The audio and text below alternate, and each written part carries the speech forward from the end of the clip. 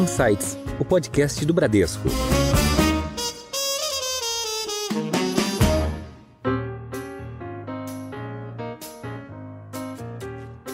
Hoje eu já vejo o CFO como um parceiro do CEO para tomada de decisão. Sim. Então eu não vejo qualquer projeto, seja ele um projeto mais técnico, seja um projeto menos técnico, eu não vejo como o financeiro não se envolva para realmente poder trazer quais são os riscos, para entender qual é um possível payback, como é que isso se paga. Se vocês forem olhar os indicadores, as mulheres sofrem muito mais assédios do que os homens. Claro. Seja um assédio de cunho moral ou sexual, né? E eu, infelizmente, tive essa experiência quando eu era muito nova. Passei por um assédio. Hoje é pauta da minha terapia, porque eu sempre fui uma profissional e uma pessoa que eu sempre me coloquei muito, sempre me posicionei bastante. E nessa época eu não sabia o que fazer, eu não sabia o que falar, que não condiz com a minha personalidade, né? Olá, tudo bem? Você ouviu alguns destaques de hoje, mas tem muito mais. Eu sou a Priscila Forbes e este é o Insights, seu podcast semanal com ideias que provocam um novo jeito de pensar. Uma pesquisa do Instituto INSPER e da Access, que é uma consultoria de recrutamento, mostra que o número de mulheres CFOs no Brasil, CFOs são diretores financeiros de empresas, aumentou de 13% para 18% em 2024. No Insights de hoje, trazemos a CFO de uma empresa centenária e que está na casa de todos os brasileiros. Trata-se da maior empresa de utilidades domésticas em vidro do Brasil e uma das maiores do mundo. Vamos conversar com Camila Viana, CFO da Nadir. Camila, seja bem-vinda ao Insights. Eu que agradeço o convite, um prazer enorme estar aqui e tenho certeza que faremos ótimas trocas. Com certeza. Quem está conosco hoje também, mais uma vez, é o Eduardo Guido, superintendente sênior do Bradesco Corporate. Guido, bem-vindo de volta. Eu que agradeço, Pri, e agradeço a Camila também pela oportunidade. Camila, vamos começar aqui falando dessa empresa centenária que todos nós conhecemos, todos nós temos em casa, né? Este copo, né? Aqueles copinhos de cerveja, de boteco, de cafezinho. Todo mundo conhece. Conhecemos inicialmente como Nadir Figueiredo, né? Mas depois, a partir de 2022, ela passa a se chamar apenas Nadir. Perfeito. Mas que é uma marca querida dos brasileiros. Sim. Se você puder contar um pouquinho dessa história? Claro, bom, como você comentou, uma empresa centenária, vamos completar 113 anos agora, então é uma empresa de muita história que me traz e me dá muito orgulho, porque é uma empresa brasileira, né, que realmente chegou ao sucesso sendo nacional. Essa questão do rebranding é natural, né, passados os anos, obviamente você já precisa naturalmente de uma modernização da marca, até para ter realmente essa conversa com o consumidor final.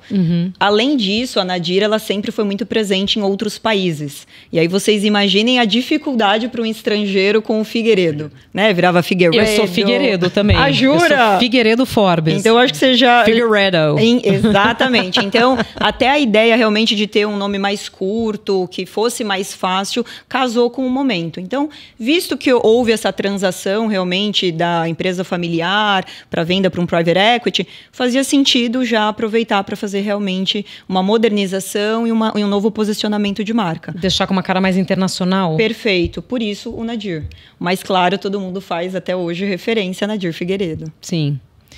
E falando agora um pouco da tua história dentro da empresa, né? Um pouco da tua carreira. Você já foi CEO da TechBond, a gente estava conversando aqui, que é uma empresa da Saint-Gobain, e foi CFO também, né? Então, como foi a sua trajetória até se chegar a Nadir? Bacana. Bom, eu não tenho ainda nem 20 anos de carreira, né? Pretendo concluí-los aí nos próximos anos. Mas eu comecei na indústria do alumínio, né? Como estagiária de contabilidade. Sempre gostei muito dessa parte dos números. Fiquei pouco tempo nessa área e já transacionei para a controladoria, né? Depois dessa indústria do alumínio, eu recebi um convite para trabalhar na Saint-Gobain, que foi basicamente onde eu consolidei efetivamente a minha carreira. Então, tenho um carinho enorme pelo grupo. Saint-Gobain já esteve aqui no Insights, inclusive. Eu assisti... Opa, já inclusive vi Javier Rimeno, um abraço. E eu tenho muito carinho pelo grupo, porque realmente tive ótimos mentores, trabalhei com profissionais, assim, excepcionais. E eu comecei na indústria do vidro dentro da Saint-Gobain. Então, hoje eu volto para a Nadir. Eu comecei na Santa Marina, que hoje era responsável pela marca Marinex, super conhecida.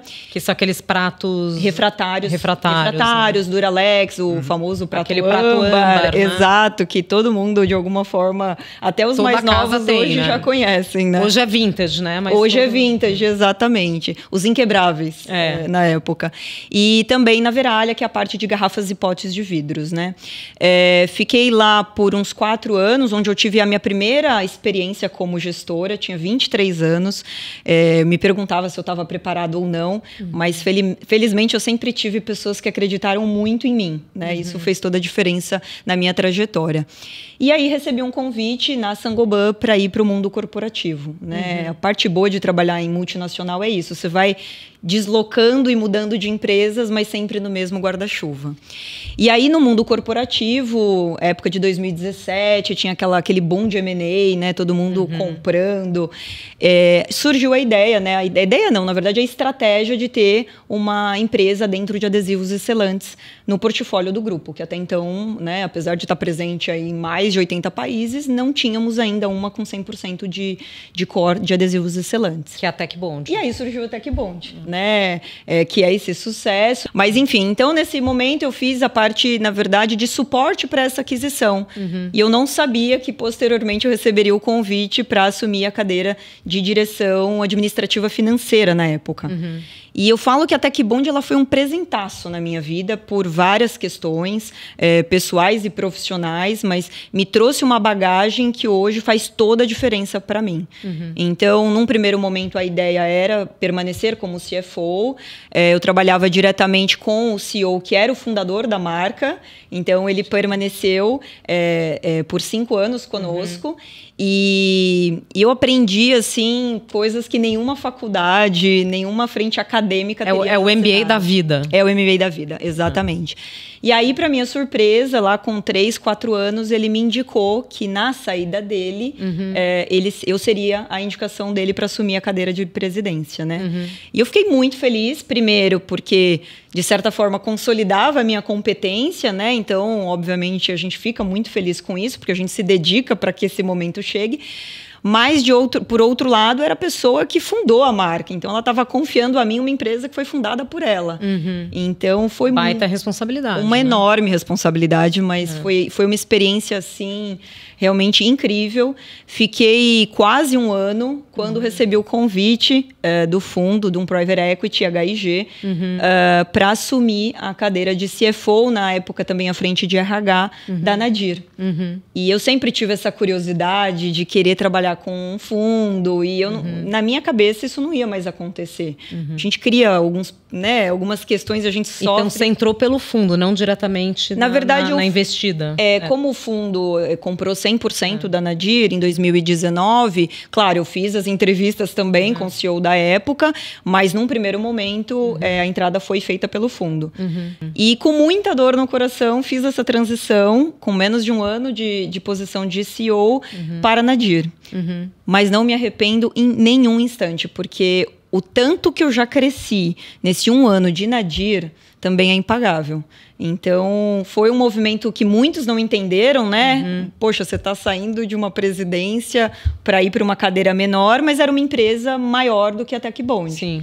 E hoje, olhando para trás, assim, tenho absoluta certeza acertada. que foi uma decisão vários acertada. desafios pela frente, né? Mas, Camila, na tua carreira, acho que tem um personagem que me marcou, assim, ao ler um pouco sobre você, que parece que te acompanha aí ao longo dos anos.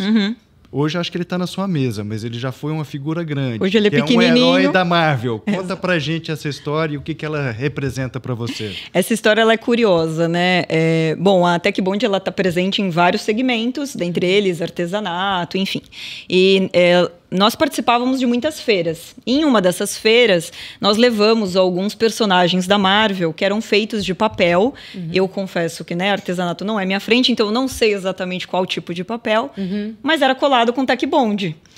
Então, todo mundo, obviamente, quando se deparava, ele tem um tamanho real. É fascinante, porque você acha que é qualquer outro material, menos papel e cola. E aí, quando a feira terminou, eles levaram esses personagens para dentro da Tech Bond. E quando eu bati o olho no Homem de Ferro, não vou falar que eu me apaixonei, porque eu posso causar ciúmes do meu noivo, mas... por quê? Porque dentre os personagens eu nunca fui grande fã, mas o do Homem de Ferro em si sempre me chamou muito a atenção, porque ele tem essa questão do intelectual, da dedicação, né? Eu não estou tirando o mérito dele ser superdotado, né? Mas era um cientista, PhD. Então, essa coisa do intelectual sempre mexeu muito comigo, da dedicação acadêmica. E aí eu falei, eu quero esse Homem de Ferro na minha sala. Já era o Homem de Ferro do Robert Downey Jr. ou era... Não já era o próprio. Ele? Era ele. Então entendi que porque você se apaixonou. No caso, você que vai ter que imaginar, né? Porque tá ali por baixo. Mas eu falei, eu quero esse Homem de Ferro na minha sala, ninguém vai brigar com uma diretora financeira, não é mesmo? E colocaram o homem lá dentro da minha sala, e aí... por muitos e muitos meses, estava lá meu companheiro de todos os dias. E aí, claro, eu ficava numa localização e com a minha promoção eu ia mudar de espaço físico, né? Eu ia para um outro escritório, quando eu fui promovida. E eu falei, não, o Homem de Ferro vai comigo. Ele esteve em todos os momentos, ele segue na minha trajetória. E eu levei o Homem de Ferro também para esse novo escritório, já na posição de CEO. Então, hoje o Homem de Ferro mora na Nadir. Não, ele mora na Tec Bond. Ele ficou quando na Tec Bond. Eu virei presidente na Tec Bond. Original, né? Mas tem uma pecinha na mesa dela. E aí, obviamente, né? E era bacana até, porque quando as pessoas iam me visitar, você quebra um pouco dessa formalidade, né? Quando você entra na sala do CEO e tem um Homem de Ferro. Então, isso mostrava um pouco do que eu era. Porque eu sempre fui mais informal, essa questão da hierarquia. Assim, claro, ela é importante, mas eu sempre fui... eu sempre tive uma gestão um pouco mais informal. Então, condizia muito com o que eu queria passar. E aí, quando eu fui para Nadir, aí perguntaram se o Homem de Ferro me acompanharia. Eu deixei por lá. Mas hoje ele fica na sala, lá no hallzinho de visitantes. Até hoje eu recebo fotos dos colaboradores, às vezes, do Homem de Ferro. E ganhei algumas lembrancinhas, né? E claro, fica lá na minha mesinha, porque eu tenho uma ótima recordação, enfim. E aí hoje ele virou, de certa forma, uma referência e uma boa lembrança. Entendi. E Camila, como é que você vê o papel da CFO? Porque eu tenho conversado até com alguns CFOs e eu vejo que às vezes a função vai muito além da questão de finanças, de FP&A, de controladoria, né? Eu vejo o CFO às vezes entrando na seara de decisões estratégicas, né? Claro, ele faz parte ali das decisões de aquisições, por exemplo, né? Então, mas um pouco da tua perspectiva, você nesse cargo, né? Que desafios geralmente esses profissionais enfrentam na cadeira de CFO e até chegar a essa cadeira também? Sim, até começando pelo início da pergunta, estou totalmente de acordo, né? Claro, eu tenho pouco tempo diante de outros CFOs que têm mais de 30, 40 anos de carreira, mas eu vejo claramente uma mudança comportamental. Então, antes o CFO ele era muito apegado só à frente de finanças, né? Como você comentou. Então, controladoria, que não tinha às vezes esse nome, né? Mas sempre muito ali com foco na parte dos números. Hoje eu já vejo o CFO como um parceiro do CEO para tomada de decisão. Sim. Então, eu não vejo qualquer projeto, seja ele um projeto mais técnico, seja um projeto menos técnico, eu não vejo como o financeiro não se envolva para realmente poder trazer quais são os riscos, para entender qual é um possível payback, como é que isso se paga. Então, eu falei que no final ninguém vai escapar de um financeiro. Qualquer coisa que vai existir na companhia, qualquer processo novo, ao final ele vai esbarrar em alguém do financeiro. E eu acho que o grande desafio é a gente tentar trazer esse conforto, porque o CFO também era visto, né? Com aquele cara mais fechado. Era o cara que sempre falava não, né? Perfeito, Guido, é isso. Então, aquele cara mais fechado, pouco comunicativo. Então, acho que o nosso grande desafio é justamente trazer, de novo, essa questão da informalidade para que as pessoas te procurem naturalmente. E não porque porque o CEO pediu para te procurarem. Que elas entendam o valor da sua função, que você está ali também para dar um suporte, que você não está ali para dar um não, mas às vezes o não é necessário e ele tem um motivo, mas muito mais como parceiro do negócio do que propriamente o guardião. Do que o tesoureiro, né? Do que o guardião ali do... Então eu vejo que isso tem mudado bastante, principalmente conversando com os meus colegas da área. Camila, e você acha que os desafios para ser um CFO são diferentes por ser mulher? Guido, eu acho que não por ser CFO, eu acho que uma mulher no ambiente de trabalho já tem um desafio maior, né? E aí a gente podia ficar aqui uma tarde inteira falando sobre isso, porque é uma pauta que eu adoro particularmente. Mas até eu gosto muito de trazer o que já aconteceu comigo, porque eu acho que contra fatos, né? E, por exemplo, nessa época que eu fiz a transição de empresa da indústria do alumínio, eu fiz algumas entrevistas. E na época era natural alguém te perguntar se você pretendia ser mãe, quando você pretendia ser mãe. Eu sentia que, de verdade, do outro lado, eu falei, estão fazendo uma timeline da Camila. É uma pergunta que jamais fariam para um candidato homem, né? Perfeito. Você vai ser pai quando? E aí eu falei, pergunta isso. Eu falei, eu não, claro, É você quer ser mãe? perguntar. Quero, mas eu não sei quando. Mas a sensação que eu tinha é que do outro lado a pessoa estava montando já um planejamento. Quanto vai custar a licença a licença maternidade dessa executiva? Então, assim, isso mudou muito. A gente tem que olhar para trás, tem que reconhecer que a evolução é imensa, mas a gente tem que olhar que o caminho ainda é longo, né? Então, maternidade é um tema ainda sensível. A mulher, ela vai naturalmente lá aos 4, 6 meses, a depender se for uma empresa cidadã, se ausentar, né? O pós também não é fácil, porque tem uma questão de reorganização de agendas, mas a gente precisa, não dá para em 2025 ainda ter empresas com esse tipo de mindset, né? Então, isso é importante. Isso é um ponto 1. Ponto 2, que na minha visão é até um pouco mais sensível, é a questão do assédio. Se vocês forem olhar os indicadores, as mulheres sofrem muito mais assédios do que os homens. Claro. Seja um assédio de cunho moral ou sexual, né? E eu, infelizmente, tive essa experiência quando eu era muito nova. Passei por um assédio. Hoje é pauta da minha terapia, porque eu sempre fui uma profissional e uma pessoa que eu sempre me coloquei muito, sempre me posicionei bastante. E nessa época eu não sabia o que fazer, eu não sabia o que falar, que não condiz com a minha personalidade, né? E foi uma experiência horrível, não vou falar, hoje a gente olha, claro, para o copo cheio, mas naquela época foi muito desagradável. Eu tinha receio de me posicionar e, de repente, ser prejudicada. Sofrer retaliação, né? Exato, que eu acho que é o maior medo de todas as mulheres. Enfim. E vergonha também, né? Total, porque eu falei, poxa vida, eu tenho medo de não ser reconhecida pela minha competência e pela minha dedicação, né? Ou a pessoa do outro lado, ela tem um cargo maior e ela pode distorcer completamente essa história. E até a gente se coloca, será que eu sou capaz o suficiente? Porque síndrome por mais da impostora. Perfeito, por mais segura que você seja, essa questão ela fica ali realmente tão insistente, latente na sua cabeça, que em determinado momento você para e se pergunta. Então, foi uma experiência bem difícil. E hoje, assim, eu tenho uma promessa, não é nem promessa, eu diria mais do que isso, é um compromisso de que por onde eu passar, Saint-Gobain, Nadir e pelas próximas empresas, de que eu vou fazer o máximo que eu puder para que isso não aconteça. Eu digo o máximo porque, infelizmente, eu não consigo dar essa certeza. Mas eu tenho um compromisso que na minha posição de líder, de uma pessoa que influencia, que eu sei que eu tenho autonomias que outras pessoas em outras instâncias não têm, eu vou criar um ambiente para que isso não aconteça. Então, isso é uma pauta para mim. Eu falo que eu levo isso para minha vida pessoal, inclusive, não é só uma questão profissional. E aí eu não tenho como não falar que esses desafios, um homem não sabe o que é. Eu sei, homens já passou foram por isso, assediados, mas assim, naturalmente a gente sabe que... muito mais raro. Então, assim, obviamente... Agora, obviamente, a gente sente um pouco pelo lado moral, né? Claro, quem já não passou por alguma... Assédio moral. Assédio moral. Sim, você vai pensar na sua filha. Aí eu acho que os homens são tão vítimas quanto as mulheres. E isso era até engraçado, porque hoje, quando a gente fala de pauta, agora nós teremos, né, o Dia das Mulheres, mês de março, a gente sempre traz muita mulher só para essa roda. E isso era um questionamento que eu tinha. Eu falei, por que só tem mulher? Eu quero homens nessa pauta. Sim. São eles que precisam escutar, não é só ter a rede de apoio. Eles têm filhas, eles têm esposas. Perfeito. Então, essas provocações precisam ser feitas. Sim. Então, assim, o desafio existe e não é só numa cadeira de CFO. Tá claro que o desafio existe simplesmente por estar ali no ambiente profissional.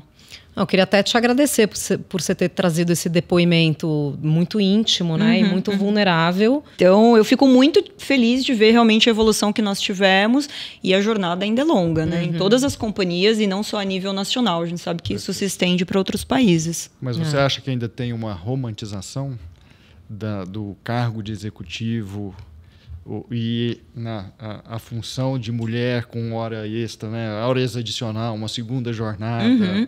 Como é que você vê isso? Eu acho que ainda tem, mas eu acho que isso já foi muito desconstruído, né?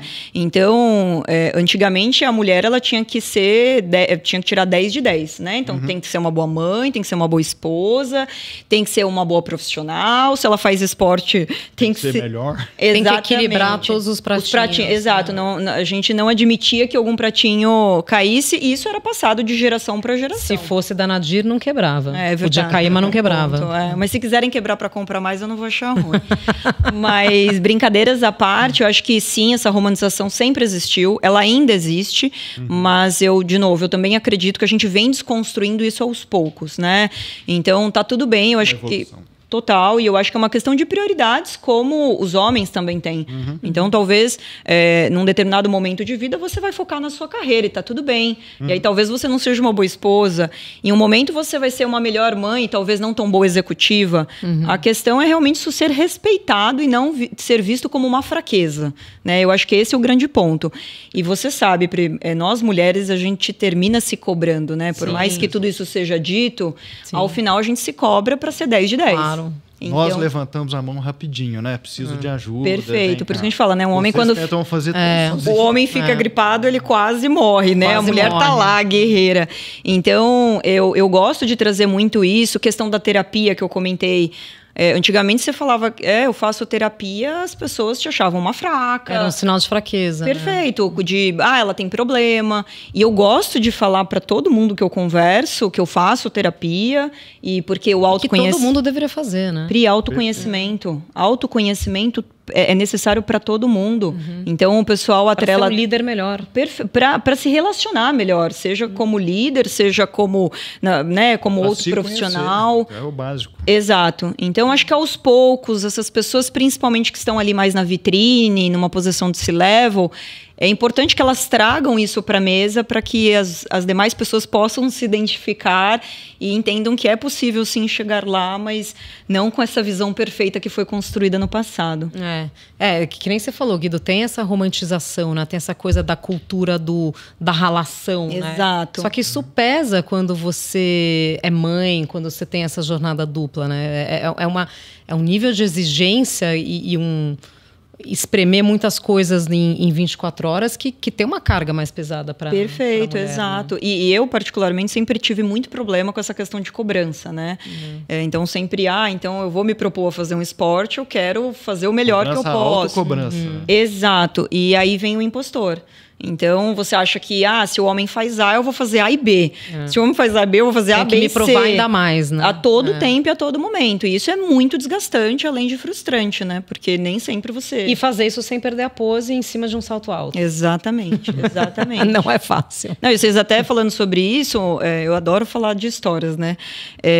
Em um desses momentos onde eu fui para a liderança, eu tive um RH que me chamou e falou, olha, se você quer ser respeitada pela profissional, eu na época tinha um cabelo um pouco mais longo, corta esse cabelo, você usa óculos? Eu falei, eu uso, mas eu uso lente de contato. Não, coloca um óculos para você parecer mais velha. Falou assim, não, roupa não pode ser nada muito forte, esmalte. E aí eu saí assustada de novo, né? Porque, exato. Aí eu falei, como assim? É isso que vai mostrar que profissional que eu sou. E felizmente eu conversei na época com muitas pessoas e, enfim, absorvi o que pôde ser absorvido, né? Mas assim, até era uma orientação da companhia, né? Então, para mostrar o quão difícil isso realmente é para nós. Mas já que você tocou nesse ponto, você também foi diretora de RH, né? Fui. E aí, o que você fez no sentido de políticas ali de equidade e diversidade? A gente fala muito da questão de diversidade de gêneros, né? Então, acho que hoje a gente avançamos muito, né, na questão de reduzir o gap de salário ali entre homens e mulheres. Equidade salarial. Mas isso vai muito além dessa questão apenas de gênero ou de orientação sexual. Hoje um tema que ainda é pouco falado é a questão do etarismo, né? Sim. Então, você chegou a atuar em políticas ali no sentido de contratação para pessoas mais experientes, ali com 50 anos ou mais? Felizmente, essa questão geracional na Nadir, na verdade, não é um problema. Muito pelo contrário. Eu me surpreendi, mas fiquei muito feliz quando eu entrei e senti esse clima a ponto de não ser necessário impor algo, né? No sentido de ter um indicador ou alguma coisa. Então, por ser uma empresa centenária, é natural que você tenha pessoas de muito tempo de cadeira. Mas o mais legal é o quão respeitadas essas pessoas são, o quão admiradas. E isso faz com que, obviamente, quando você vai para o mercado, você quer trazer o pessoal dessa geração. Então, fazendo uma reflexão agora das minhas 2 últimas contratações, foram pessoas com mais de 50 anos. Eu gosto dessa diversidade. Então, a gente está falando aqui de um pilar, mas eu gosto da diversidade de modo geral. E como é que é esse encontro de gerações? Você está pegando um baby boomer com... Pri, é fantástico. Geração... É fantástico. X, Muito geração rico. Z. Imagina eu sentar aqui com uma outra Camila, ia ser extremamente chato. Então, assim, enquanto as pessoas não compreenderem que a riqueza está na diversidade, vai ficar todo mundo batendo cabeça. Indicador, todo mundo coloca para PowerPoint ver. A questão é você sentir isso, é você entender. Então, eu sempre procuro, dentro das minhas interações profissionais e pessoais, colocar o tema da diversidade não como uma pauta mandatória porque alguém pediu para ser mandatória, mas sim porque... Só para cumprir uma coisa. Não, se faz necessário. Então, a Nadir, ela me surpreendeu positivamente. Uma coisa também muito legal que antes de falar sobre SD, essas questões, a Nadir também saiu na frente. Não sei se saiu na frente, mas fazendo uma base de comparação por onde eu passei. Por exemplo, a gente tem mais ou menos 100 funcionários com deficiência. Se você for hoje na produção da Nadir, você vai ver lá com as camisetinhas o time com deficiência auditiva. Então, todo o treinamento hoje da Nadir, ele é feito em Libras também. Legal. Isso é fantástico. Antes mesmo de tudo isso virar, de certa forma, um pouco de modismo. Então, quando eu entrei e falei, poxa, uma empresa centenária, que antes mesmo de tudo isso vir a mercado, ela já se posicionou, ela já mostrou a preocupação dela em relação a esse assunto. E isso é muito rico. Então, é uma pauta que eu adoro, estando no RH ou não no RH, sempre gostei bastante e vou levar essa pauta para todas as empresas que eu estiver, assim como o compromisso que eu falei sobre gênero, assim como na minha vida pessoal. Então, eu fico discutindo mesmo. Tem alguns que falam, chata, não, eu quero te colocar para pensar, eu quero que você volte e você saia daqui com algumas reflexões em relação a esse assunto. Mas muito legal ouvir isso de uma empresa centenária e que era uma empresa de dono, né, que veio a ser, né, incorporada ou vendida para um fundo em 2019.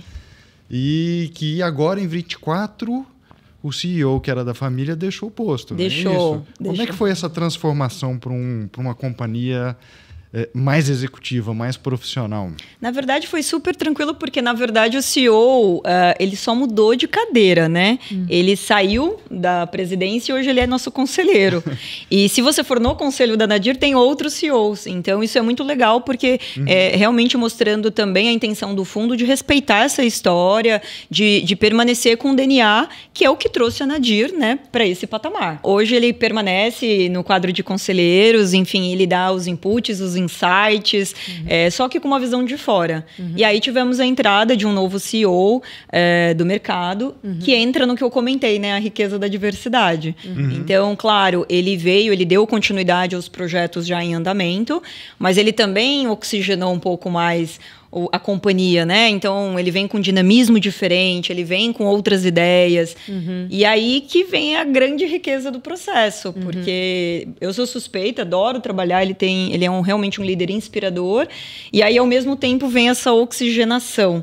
Então, a gente tem hoje um comitê diretivo bem diverso, o que me deixa bem feliz. E nessa fase, vamos dizer assim, de mudanças, né? Primeiro mudou o nome, ficou só Nadir, para ficar uma coisa mais internacional. Tem uma transição de comando ali, né? Um executivo da família para um executivo de mercado. E como é que a Nadir está se reposicionando ou se renovando em, por exemplo, linhas de produtos ou mercados atendidos? Bom, nesse processo de rebranding que a gente comentou no começo, obviamente a gente aproveitou também para ter um novo posicionamento das marcas. Não sei se vocês sabem, mas hoje nós estamos falando de 6 marcas, né? Temos Marinex, né? Conhecido principalmente pela questão de qualidade, também conhecida lá fora, né? Então, é uma marca muito... Os refratários, né? Os refratários, exatamente. Ele é sinônimo hoje, inclusive, de categoria, né? Você normalmente fala, vou comprar um Marinex. Ainda que não seja Marinex. Vou na tua casa, vou levar um Marinex, vou levar... Né? Perfeito, exatamente. E nós temos o ícone, né? O copo americano. Então, todo mundo conhece e você pode abordar alguém com 16, 18 anos ou alguém com 60, 70 anos... Todo mundo sabe o que é o copo americano. É o copo de boteco, é o copo da cerveja, serve para café também. E não sei se vocês sabem por que é copo americano, uma curiosidade. Porque todo mundo fala copo americano de um ícone que é tão brasileiro, né? Na verdade é porque as máquinas que produziam o copo vinham dos Estados Unidos. E aí, obviamente, né, no linguajar, o copo americano. E esse é o americanão. Perfeito, porque muitas pessoas não sabem que isso virou um portfólio, né? Porque ele é tão querido, esse copo americano, ele tem o tamanho, obviamente, para quê? Para uma cerveja não esquentar. Exato. Então, é o tamanho ideal. Eu, particularmente... Foi feito para o nosso clima. Não sei vocês, mas quando eu tomo uma cerveja naquele copo, na minha visão, aquilo muda de sabor. Desce mais gelado. Totalmente. Eu adoro, inclusive, o café da manhã. Assim, todo dia, quando eu chego na fábrica, assim, o meu cafezinho sempre num copo Aquele americano. café de padoca também é sempre no americano. Sempre. De novo, senão o sabor muda. E aí, por ser esse ícone, claro, hoje a gente tem um portfólio com potes, com jarras, a caneca do copo americano, que é uma das minhas queridinhas, e os copos maiores, né? Então, para quem tem essa adoração, é bem legal. Se não conhece, esse vira um copo dá para fazer um drink longo aqui, caipirinhas, né? O pessoal usa bastante. Nossa, vai ser uma caipirona aqui. Olha que dá certo, viu? Dá jogo. Tem até a do whisky também, que ela é mais baixinha, que eu uso particularmente para fazer doce, mas enfim. Quem não conhece, os convido aí a conhecer o portfólio completo do copo americano, porque eu sou apaixonada por essa linha. Gosto de todas, mas em especial a do copo americano eu sou apaixonada. Agora, curioso, né? Nós estamos falando do copo americano que vocês estão levando para os Estados Unidos, é isso? Perfeito, conta pra gente, porque legal. Acho que em 2021 vocês adquirem a Cristar. Exato. Que é uma companhia colombiana. Colombiana, exatamente. Que eu acho que está alinhada com a estratégia de vocês de internacionalização, né? Perfeito. Conta pra gente em que estágio que está isso, quais são os objetivos. Ótimo ponto, Guito. Na verdade, a Nadir ela já exportava, né? Isso é importante antes mesmo da compra da Colômbia. Essa compra da Cristar, ela só veio realmente para reforçar uma estratégia que já existia dentro do grupo, né? Então, não sei se vocês sabem, mas hoje a gente vende para mais de 100 países. Então, perfeito. Claro, a gente tem um foco aqui entre América Latina, América do Norte, mas eu também exporto para a Ásia, para a África, para a Europa, né? E, obviamente, o copo americano, ele é bom para o brasileiro, mas o americano não gosta de copo... O americano não gosta de copo americano. São um pouco maiores, né? Totalmente. Então, esse copo maior, por exemplo, tem muito mais adesão no mundo, né? No mercado americano do que o... É que o americano não toma o tipo chopp garotinho, a cerveja geladinha, ele toma aquele Por que o café americano? Né? Não sei o seu. O meu preferido, café americano, é um balde de café. Um baldão. É tudo em exagero. De café aguado, exato. Né? Então, tem sim uma questão... hoje, basicamente, é um pilar nosso de crescimento, porque eu tenho um market share hoje de menos de 1% nos Estados Unidos, então tem um espaço enorme que pode ser desbravado e que está sendo desbravado por nós, mas também assim como temos em outros países também. Mas a compra da Cristar, ela, com certeza, corroborou para que a gente reforçasse ainda mais uma estratégia que já estava presente na Nadir. E com essa questão de vocês aumentar a penetração no mercado americano, essa questão do novo governo, né, do Trump impondo tarifas, isso afeta vocês nesse movimento? Imagino que seja um desafio adicional aí para a estratégia. Na verdade, eu acho que hoje está sendo um desafio para todo mundo, né? Porque a partir do momento em que ele começa a estabelecer essas barreiras tributárias, naturalmente você vai ter um incremento de inflação, de custos, porque você começa a engessar um pouco esse fluxo de serviços e produtos entre os países. Como a Nadir ela tem tudo muito pulverizado, é o que eu comentei, né? Estados Unidos hoje é um pedaço.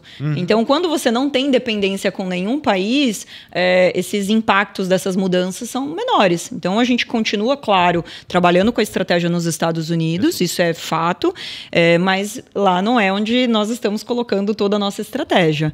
Então, ordem de grandeza. Hoje, por exemplo, a Cristar, ela vende 70% das vendas são para exportação. É bastante. Tem, claro, essa questão da barreira tributária, sim, mas a gente não está olhando só para os Estados Unidos. Então, Tô mais como Camila profissional do que propriamente ali pensando na Nadir. Tô mais preocupada no sentido de quais são os impactos e proporções que isso vai tomar de uma forma mais ampla. Camila, nós falamos aqui, né, do desafio de internacionalização, principalmente nesse novo contexto global. Mas muito se fala também da tecnologia, né, de como a inteligência artificial vai mudar o cenário de todas as empresas, né? Conta pra gente, como é que é isso dentro da Nadir, sendo uma empresa centenária? Eu vou falar até mais do que da Nadir. Eu vou falar no meu mundo financeiro, as ferramentas elas estão vindo para nos suportarem e nos ajudarem cada vez mais.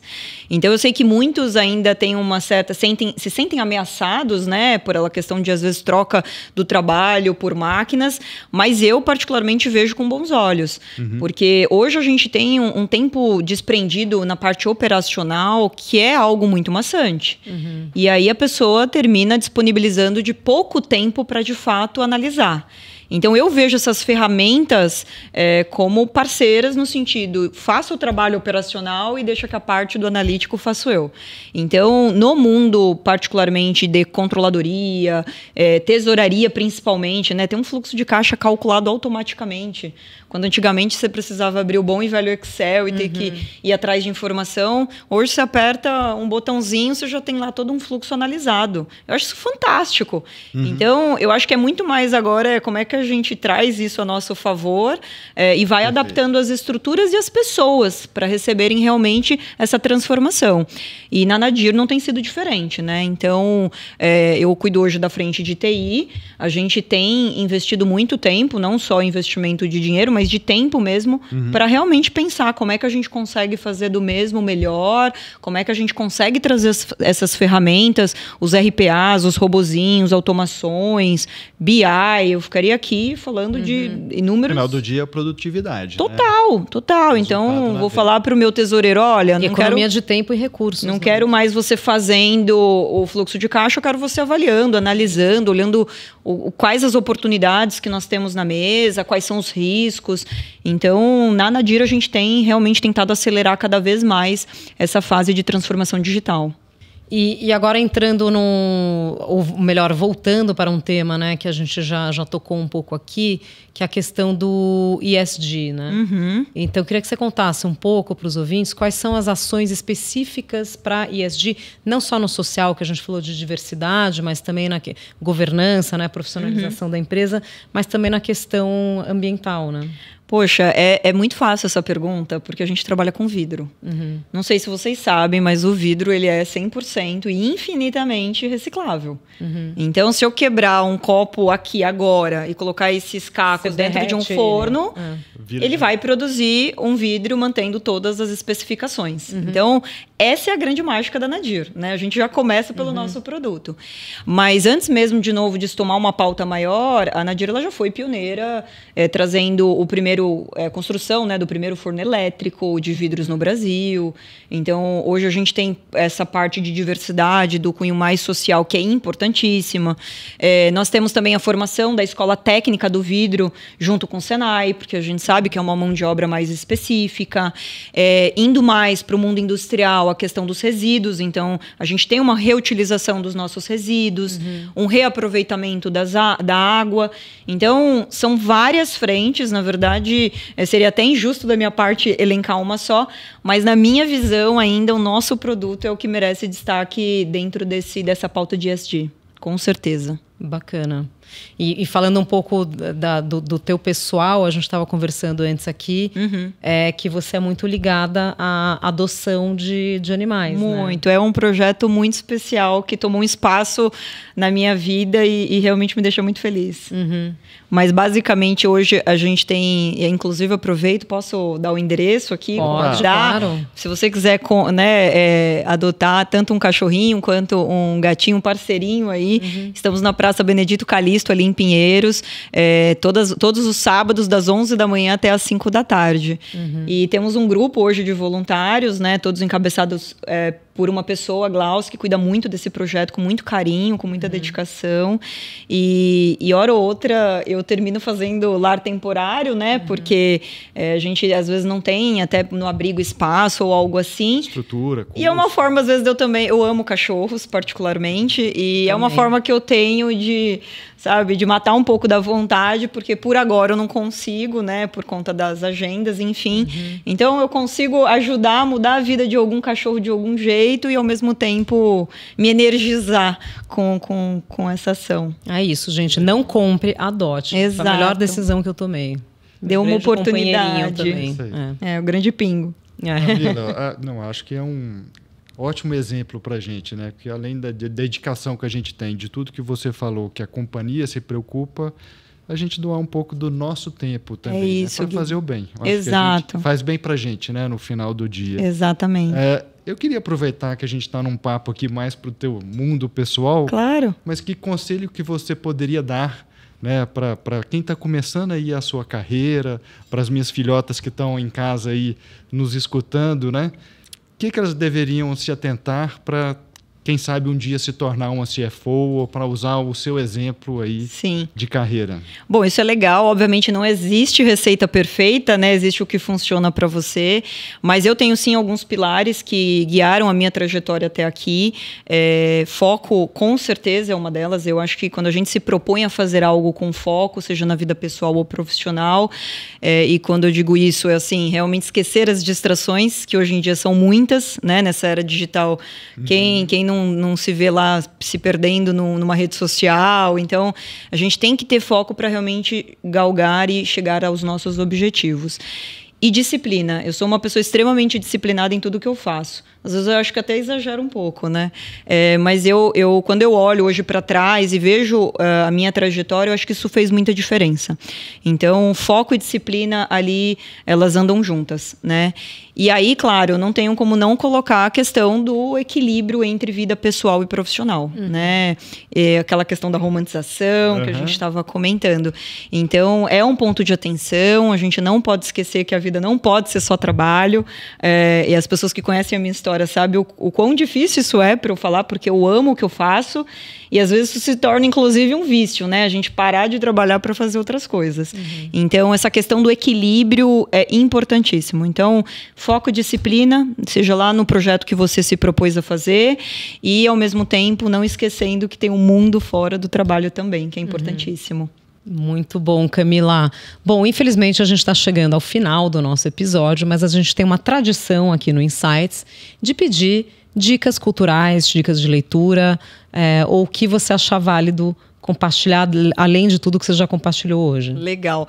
Bom, leitura, eu confesso que eu estou devendo um pouco, porque ultimamente eu tenho me apegado aos podcasts, inclusive, porque eu tenho gastado muito tempo dentro do carro, como a maior parte dos brasileiros, né? Então, eu tenho agora escutado o podcast de vocês, principalmente voltados à parte mais comportamental, mas... Pode ser uma dica de podcast também. Claro. Legal, vou fazer o de vocês, seria meio clichê, né?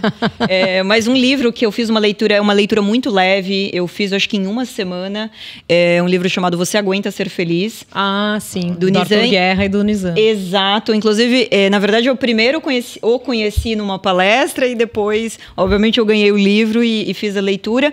E conversa muito com o que eu estou trazendo agora, que é essa questão da conexão entre a vida profissional e a vida pessoal. E ele traz ótimos insights nesse sentido. Ele te coloca para pensar. Com o caso dele, eu adoro ouvir histórias, né? Então, ele brinca lá de quase alcoólatra para quase atleta, porque ele realmente demonstra que a vida de um executivo não é fácil e às vezes a gente se vê realmente tão envolvido assim no processo, no dia a dia, que a gente esquece de olhar para fora.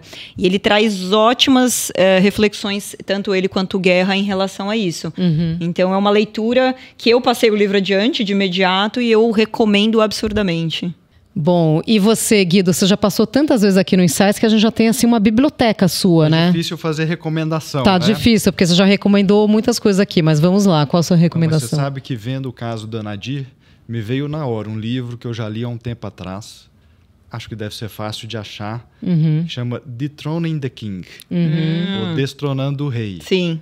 quando um bando de brasileiro maluco compra um símbolo nacional americano, que era Budweiser. Sim. Narrado pela Julie McIntosh, se eu não me engano. É um audiobook, então? Não é um livro, eu não sei se tem audiobook. Narrado é um escrito, entendi. Ele é escrito, né? Ele é descrito, né? A autora é uma jornalista americana. Então é o ponto de vista do americano, né? E acho que a Nadir me inspirou para a gente lembrar que nós também podemos ter, né, as nossas multinacionais brasileiras, que nenhum sonho é pequeno demais. Quando a gente quer, tem foco, disciplina. Perfeito, Guido. É isso.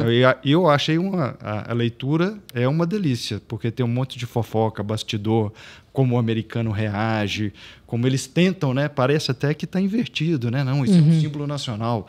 Um estrangeiro não pode comprar. Então, tem toda uma teoria feita por brasileiros. Muito legal. Bacana.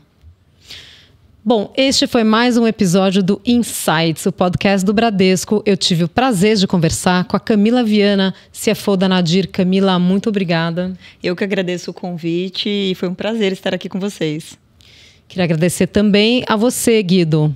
Eu que agradeço a vocês duas. Muito bom papo. Obrigado, viu, Camila, novamente. Vocês que nos acompanham já sabem que o Insights está nas principais plataformas de áudio. Estamos também no Instagram, no perfil @podcast.insights. Nos siga por lá, deixe suas sugestões e dúvidas. Tchau, até a próxima.